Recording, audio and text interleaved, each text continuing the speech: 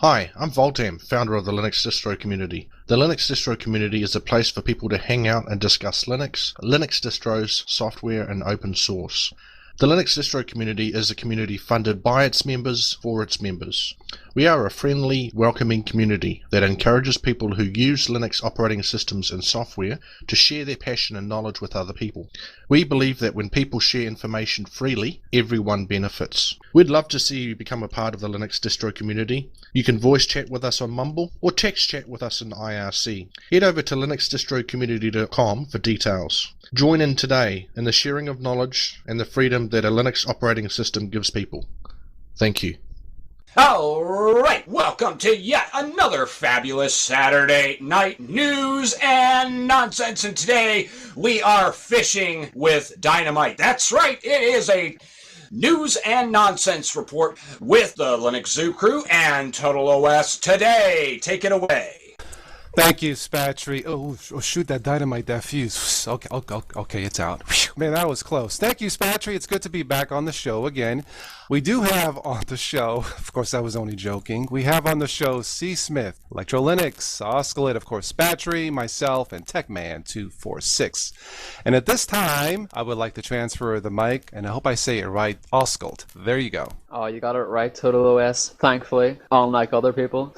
So, this week, Skype 4.0 finally came out. We're waiting two years for it. And guess what, everyone? It's got new icons! And it's totally amazing, you know. I was trying it out, and basically that's all I can see is new icons. They lie to me. Why are they lying to me? I want more features, but I just get new icons. Pretty. Yes, I did try it out, and it was very pretty to look at, to say the least. But really, I didn't see any new features other than, just some, graphical goodness and that sort of thing. It just makes me wonder, since Microsoft now owns this, did they put any nasty little code that's going to spy on all of us little penguins? How do you see it, Total OS today?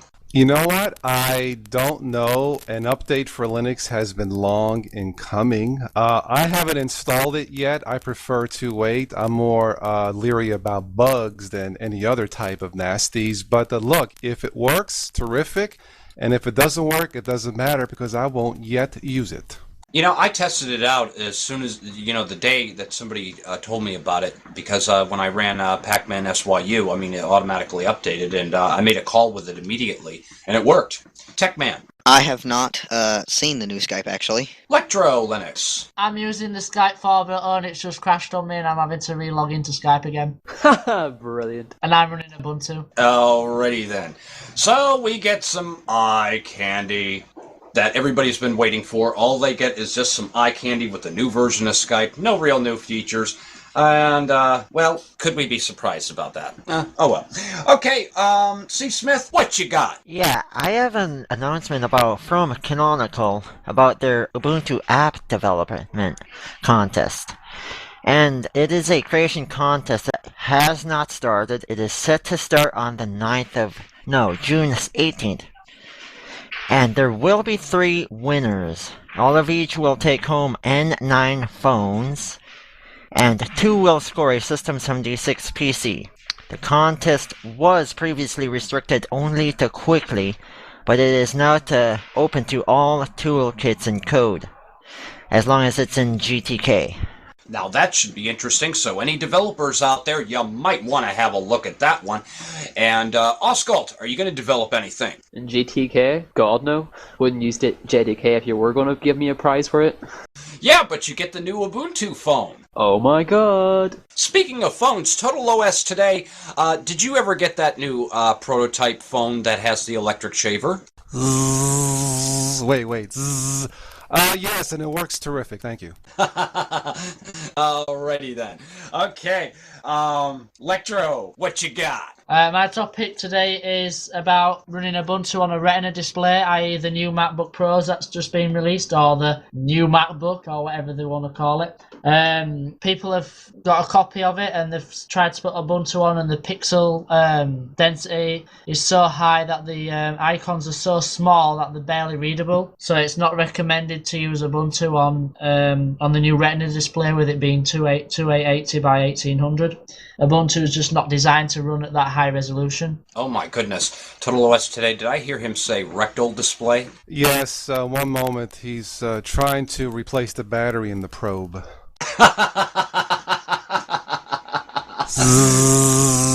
Man, this Sony smartphone shaver is terrific, Spaz. Don't make me have to pull out mine. Please, no. Oh goodness. Tech Man, what you got? Microsoft and Ubuntu have partnered together, and they're releasing Ubuntu on Windows' new Azure platform. And according to the article, there is no proprietary software in said platform. I just have 2 words to say on that. Hell no! Why do you say that, Oscailt? You think, like, I'm not going to use Ubuntu for starters, but then actually telling me that it's good to use on Windows, there's fibs going on there. Someone's getting paid money and someone's lying there somewhere. Yeah, I read that article earlier this week, and I was thinking to myself in the back of my head, there are going to be a lot of people that are not going to like this news at all. But the thing is, this goes against the spirit of Ubuntu in the sense that, we're not developing applications and that sort of thing for Linux only. That is not the concept behind this. We are, the developers out there are making free and open programs to share with everyone. So this could possibly be a means for more people to be exposed to Linux, namely Ubuntu, and this could probably be a good thing for helping Linux to grow. How do you see that, Total OS today?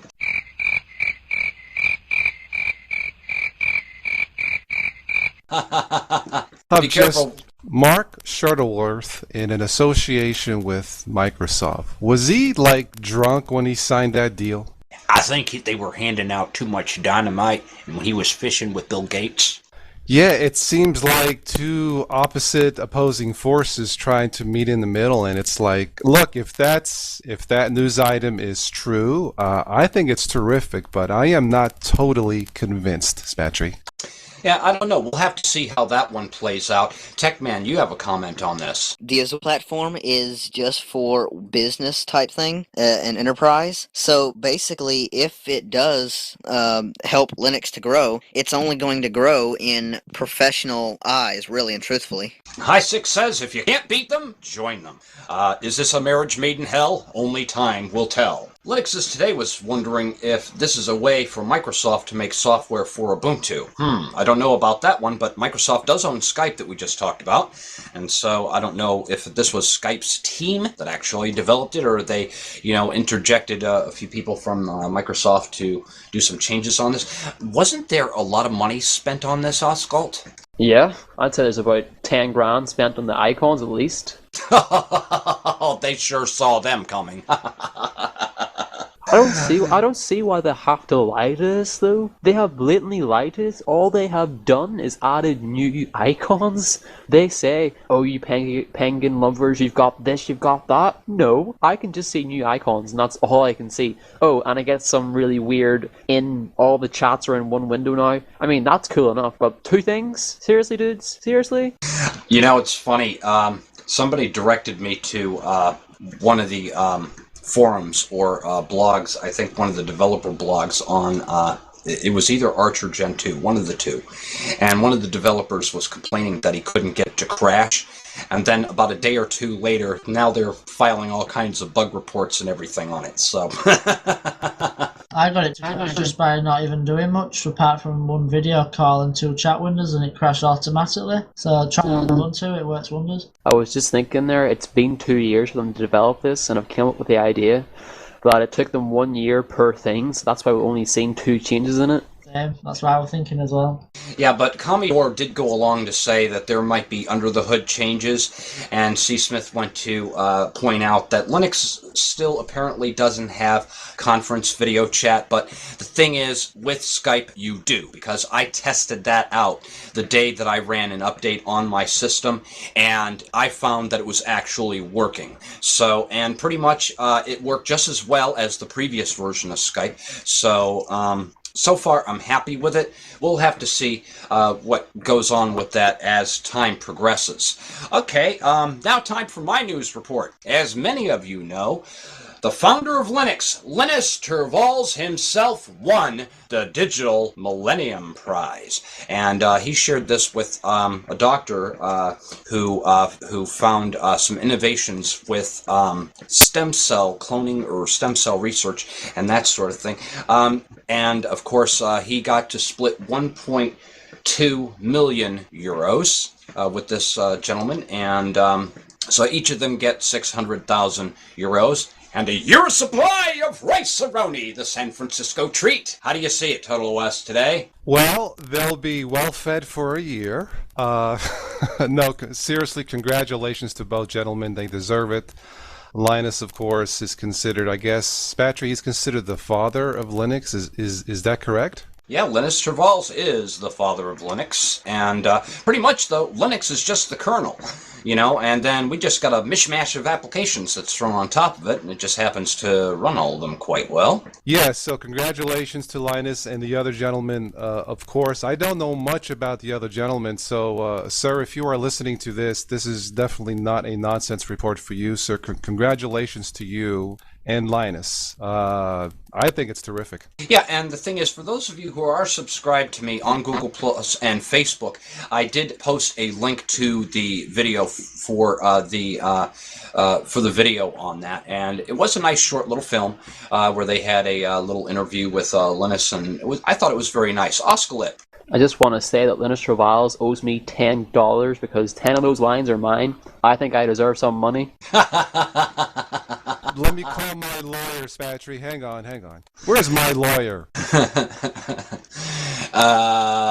Yeah. Anybody else? Don't blame me, really. I don't blame him that he won it, because he is, like you say, he's a really smart guy, and he invented the Linux kernel, so I'm surprised he's not won more awards than that. Well, it is my understanding, and somebody correct me if I'm wrong here. I do believe that Linus Torvalds also received an honorary doctorate at some point. That is true. I forget where he received it from, but he did receive an honorary doctorate. True. And that's not to go against saying that he created the very first version of the Linux kernel by himself, pretty much in his garage almost, or wherever he created it. But I personally don't think that Linux is actually his greatest achievement in life. I personally believe that his greatest achievement is Git.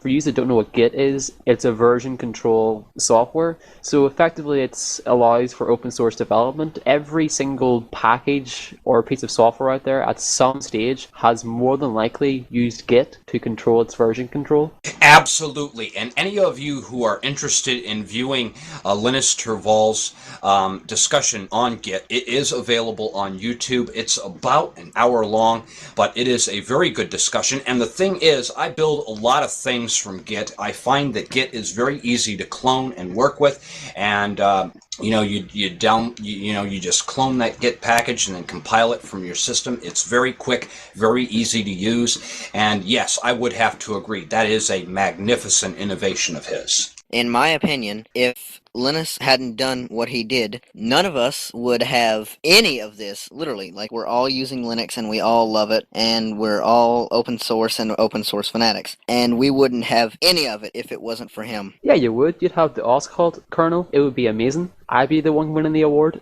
Jokes. But also, you have to keep in mind that Richard Stallman was already doing what he was doing as well, and I understand he is working on the Herd project and the GNU operating system as well. So, I mean, if Linus Torvalds did not step up to the plate, we would still have a free and open source choice available to us, because, Stallman was doing this before Torvalds did, if my information is correct. But he was doing a really complex kernel where it's a bunch of microkernels interacting with each other. Alright, now, I know Total OS today has some dastardly news report to give us. Why don't you tell us what you got? Well, I have some unusual random technology news, Spatry. Now, Spatry, you are aware that my son and I have a fascination with dinosaurs. Is that correct? We are not gonna fart up this conversation with dinosaur poo, are we? No, no, no. This is a totally different. It is related to dinosaurs, but it's not from that center report. But I came across something unusual. Apparently, scientists using lasers. Now, I have not a fascination with lasers, but I think laser technology is cool, like, Star Trek stuff and Star Wars. But apparently, scientists using lasers, they have measured bones or bone density, and apparently they came to a conclusion, Spatry, that dinosaurs were not as heavy as they thought they were. Now, here's the thing. Why does anybody care? And if that's the case, how did they go on a diet? Were they really fishing all day with dynamite, catching fishes in their mouth? Did they avoid all the fast food drive-through restaurants? I mean, how does that work? I have no idea, and you are absolutely right on that one. Why should I even care how much the T-Rex weighed? Yeah, I mean, I caught the report. It's interesting, but, well, here's the thing. I told my son about it. He's a big fan of the T-Rex, and when I told him that the T-Rex was a lightweight, wimpy kid, he started crying. My son says, "Dad, that's not true." I know, son, it's not true. Folks, it is officially not true. It is a joke, right? Okay. It kind of Electro. I want to say it's like then if it's a skinned down version of a T-Rex and it's a bit like an arch version of a T-Rex, and it's a stripped down version of what they originally thought. Well, they all lost weight because they all farted themselves to lightweightness. Kind of reminds me of one of those little pill packs you buy for your kids, and each little pill you drop it in water and it grows into something like a dinosaur or some weird little toy or something like that. You've seen those, haven't you? A skinny dinosaur, yes. What I think is, if they had to add some more, we would not be running out of oil right now. We wouldn't have been running out of oil. So if they had to add something, that would have saved all our problems. Yeah, that's a good observation, yes. So does oil weigh less than water then? It must. It floats on top. Physically, yes, it weighs less than water. But I would not go fishing with dynamite and oil combined, right, Spatry? No, it doesn't work very well. No, because it makes all the fish gooey and stuff, and I don't like tasting that. Mixing a bit charcoal, Charcoal doesn't begin to describe it. All right. Well, that's the news for all of you folks. Oscailt, tell us a little bit, or Oscailt, I'm sorry, I keep pronouncing your name wrong, and I'm going to keep smacking myself in the head until I get it right. But the thing is, today, you had a really good e-learning course on DNS, and next week, you have another course that you're going to be offering at 5 p.m. Eastern Standard Time. Please tell us a little bit about that. Oscailt, tomato. Yep, next week I'm doing a lesson. I'm continuing the course in ethical hacking, and I'm doing a lesson in SQL. So part of MySQL or any other database system uses standard query language, and it should be quite a good show. So if you can, come along at, as Spatry said, 5 p.m. Eastern Time or 10 p.m. GMT +0 on Saturday. Can't remember. Don't know what the date is. Someone tell me what the date is. All right, and for those of you, Oscailt called that SQL. That is MySQL. Thought as much. Yeah, because when he said that earlier, I was kind of like, what is SQL? All right. Well, I'd like to thank all of you for a wonderful newscast. Thank you, C. Smith. Thank you, LectroLinux. Thank you, Oscailt. Ah! Terminate, Pac-Man! Spatry, terminate.